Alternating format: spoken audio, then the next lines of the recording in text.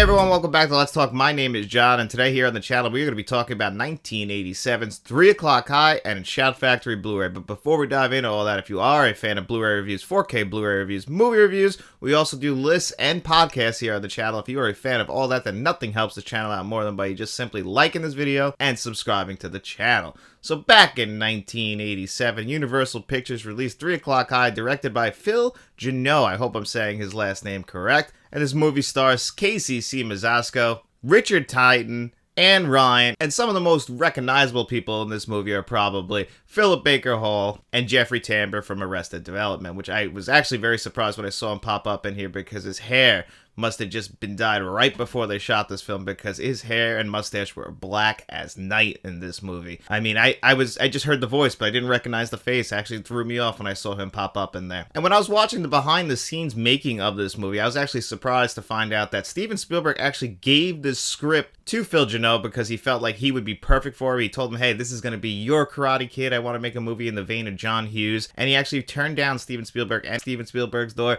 and then he got the movie made. And even though Amblin and Steven Spielberg do not get credit for this movie, they very much were the driving force in making this movie. They actually thought it was going to be a huge hit for Universal. It turned out that this movie was a box office bomb. It didn't even recoup its pretty big budget, which was a surprise to me, of about $5 million. So back in 1987, that's probably like a mid-budget film. So they actually had high hopes for this. They thought the script was good enough. That's why Universal wanted to make it, so that he was a director for hire. And I actually thought he did a phenomenal job with this movie. This movie feels very much like a 1980s film. And when I watched an interview with him, he said that he was very influenced by the movie After Hours. And once he said that, I was like, man, that just clicked for me. This very much is influenced by After Hours. You just write down to the ticking clock. If anyone has seen After Hours, you know that it's just about a guy who just everything keeps going wrong throughout his day and he can't escape it. So this is basically following a kid, Jerry Mitchell, who just on one high school day, the day starts out bad, he's running late, right in that awesome opening credits with things that we all remember from the late 80s. I mean, even into the 90s, I remember wearing clothes like this where the colors were just all, neon yellows, pinks, and greens. Parents back in the early 90s and late 80s, they just wanted their kids to stand out, except the problem was we all were dressed like that, so we didn't stand out, we just looked ridiculous. And she's wearing all these clothes throughout this movie. They get to school, and what do you know, Richard Tyson is school, and he has this big track record of being just one of the worst people ever, and everybody in the school is scared of him, even though he hasn't gotten there yet. So basically the rumors are just already overshadowing the kid. We haven't even met the kid, so everybody already has this opinion of him. Jimmy Mitchell, he works for the school paper. He gets assigned to do an article on him. Basically, hey, the new kid, we're going to write about you and what your past is. Try and start off with a fresh start. Unfortunately, he approaches this guy in a nice way, and he just does not like it, and he tells him, hey, you know what? You pissed me off. At 3 o'clock, we meet outside, and we're having a fight. Unfortunately, he tries to spend the rest of the day getting out of this fight, and he's just making things 10 times worse. He tries to pay him off. He tries to have somebody else fight him. He steals the money from the school store that he works at, which, is that a real thing? Were there school stores? There was not a school store at any of the schools that I went to, but I thought that was fascinating. And it had $450 in the register. How many people were buying things from the school store? Although I did see people buying paper for $1, so I don't know. That felt a little bit unrealistic to me, but again, I only went to high school in one area of this country, of the United States, so I'm not too sure, but I thought that was fascinating. And another thing about this movie is I thought that the filmmaking in general, the way that the camera was moving around, using a lot of these hard zooms, we just see him writing and we're zoomed as close as we can possibly. Again, we zooming in.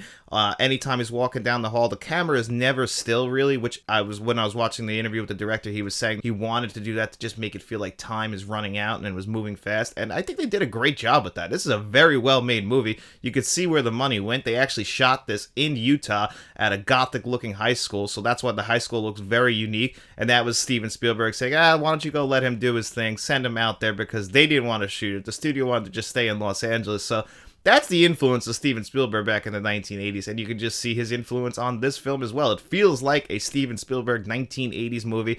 It feels like almost like Back to the Future in tone, but it's a lot more funnier. It's a lot more of a black comedy, and Richard Tyson does a good job in this movie as well. I had never really seen him in anything else other than playing Crispin in Kindergarten Cop, so I always thought it was funny to see him in this movie. What makes it really funny is he looks almost exactly the same as he does in Kindergarten Cop. He does not look like a high school kid, but maybe that's the why they cast him, because he looks like he's this super powerful kid that everyone should be afraid of. And, you know, just like any 1980s movie, this movie is moving along at a very brisk pace. It's never boring. It's funny. I enjoyed my time with it. It's something that's definitely going to go into the permanent rotation. It's a real shame that this movie didn't make any money, and it's kind of been forgotten. Until Carlos recommended that I do this review, I had never even heard of this movie, and it's got, like I said, some pretty big names in there. Philip Baker Hall, who looks exactly the same as he would in Magnolia in 2000. So, man, the guy just, he always kind of looked the same as well. But this is just a really fun 80s comedy, one that you've probably seen before,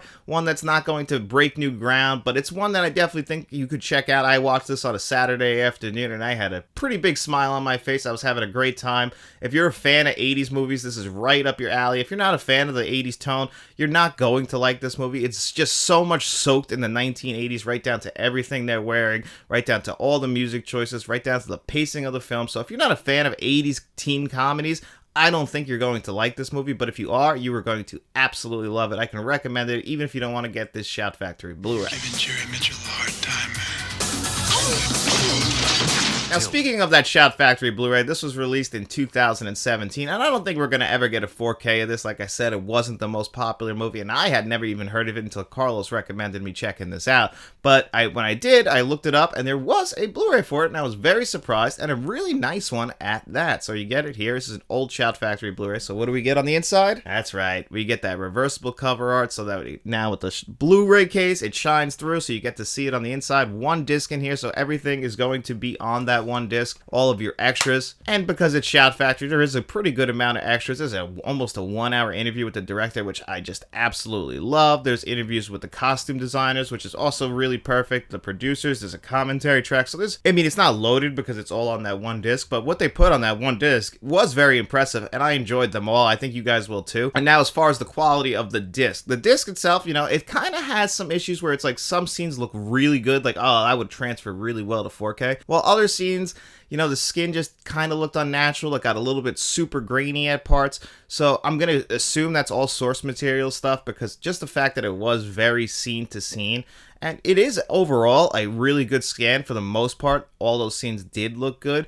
but there are certain scenes where it's gonna be a little bit jarring when you see it, and then especially if they cut to like an outdoor scene in the next scene where it looks a lot better. It seems to always be on those interior scenes where, you know, you kind of see all the grain and the pops on the screen, but overall it's a phenomenal scan. I have nothing to compare it to, but from what I saw, it was an overall great scan of this movie. It's probably the best this movie has ever looked, and I'm sure that since we're probably never going to get a new scan of this, that this is the best this movie is ever going to look. And now the audio, it was just a DTS HD 2.0 mono track, so it's nothing special. It's all just going to come out of your front channels, but it was good. And, you know, like I said, the opening credits song is awesome. It really just gets in there, and it sounded great. The dialogue was always crisp and clear. Never had any problems with that. Everything, all the sound effects, all the score playing throughout, everything was perfect. You know, again, you know, I would have liked the 5.1, but I'm not surprised that we didn't get that here. But for what we got, it is pretty solid. I can definitely say, hey, you know what? This Blu-ray is worth your money. It's usually pretty cheap. At this exact moment, this Blu-ray is only $12, and I think that's a steal for this movie. A, it's very enjoyable. You get a pretty good amount of extras. The scan is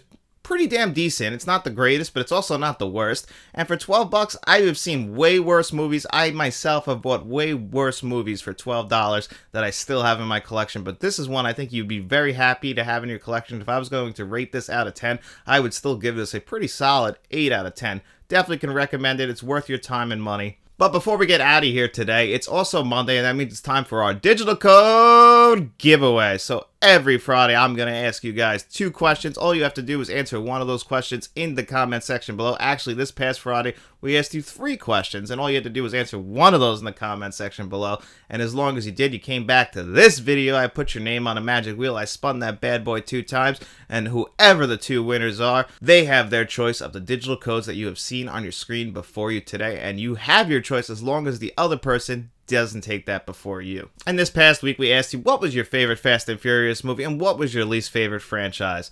And a lot of people, to my surprise, said the Fast and Furious Tokyo Drift was their favorite. That actually probably won, and I was very surprised at that. That's not my favorite. I do think that the racing in that movie is some of the best, but I have complained in the past about Lewis Black and his acting. I don't think the acting is very good in Tokyo Drift, but it is definitely a good movie. And a lot of people said Too Fast, Too Furious, which was just speaking of my heart, because I love Too Fast, Too Furious. I think that is definitely one of the most underrated in the Fast franchise. It doesn't get enough love. It seems to be the forgotten one, mainly because the head of the family, Dom, isn't in it. But Too Fast, Too Furious is great.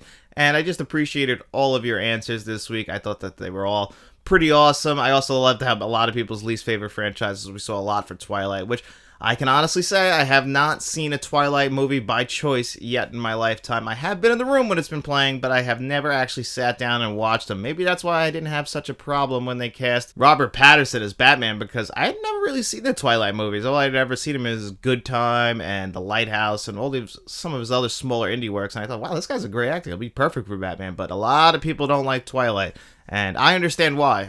I've never seen it, so I can't really fully comment on what I think of those movies, because you never know. Maybe I'll love them. Who knows? I haven't seen them to know for sure. But I don't think I will. But enough of me rambling on. Let's spin this magic wheel and see who our two lucky winners are.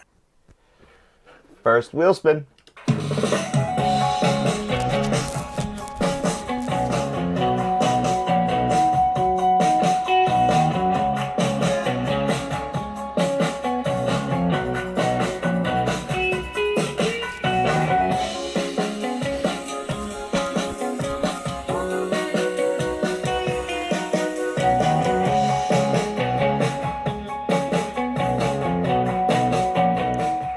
All right, GOT Amelia. Okay, we're going to remove you. Spin again.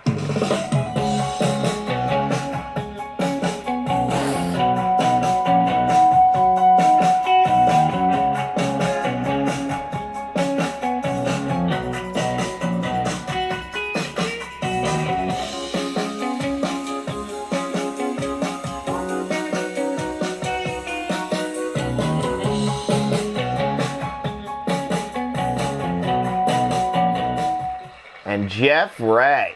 All right, congratulations to GOT Amelia and Jeff Ray. I believe you guys have both won in the past, so you guys know how this works. Reach out to us on our email address at letstalkentmt@gmail.com. That's always the way to get the fastest response. But if you don't have that, you don't want to email us, you can always reach out to us on any of our social medias. Just DM us there. We have Facebook, Instagram, and Twitter. DM us there. Again, let us know which of the digital codes you want. As long as the other winner didn't take that digital code is all yours. And anyway, guys, thank you so much for being here with us on another episode of Let's Talk. I hope you enjoyed it. Make sure you come back to this Friday's video if you didn't win, and we will do this all over again. I will ask you 2 more questions, and we will definitely be spinning this wheel again in 1 more week to pick 2 more winners of this digital code giveaway. And anyway, guys, thank you so much for being here with me. Nothing helps this channel out more than just by you simply liking this video and subscribing to the channel. If you are a fan of podcasts, search for us on all podcast services. Let's Talk Entertainment and Media. Maybe give us a 5-star rating or review, because it really does help Apple to keep pushing that. And again, like if you guys saw last night's episode of Let's Talk Physical Media, you guys are aware that Matt has left Let's Talk. He is going to pursue other avenues of his life, I guess is the best way to put it. This is something that he hasn't really been enjoying that much, so he's decided to move on. So it's just going to be me here on the channel from now on. Nothing should change for you guys. If anything, I'm hoping that we can make this channel even better and continue to grow, and I'm just really hoping that you guys stick around here with me. I really enjoy all of your comments and just talking in the comment section with people who just love movies as much as I do. So I want to thank all of you so much for sticking around. And if you want to keep just supporting this channel, just simply like this video and subscribing to the channel. It really does just support us. That really is the biggest thing. But again, we do live streams now. We try and do it all. We try to bring you as much content as we possibly can, and I promise I'm going to continue to keep doing that. So thank you all so much. I hope you enjoy the rest of your day. Enjoy your week, and we'll be seeing you around.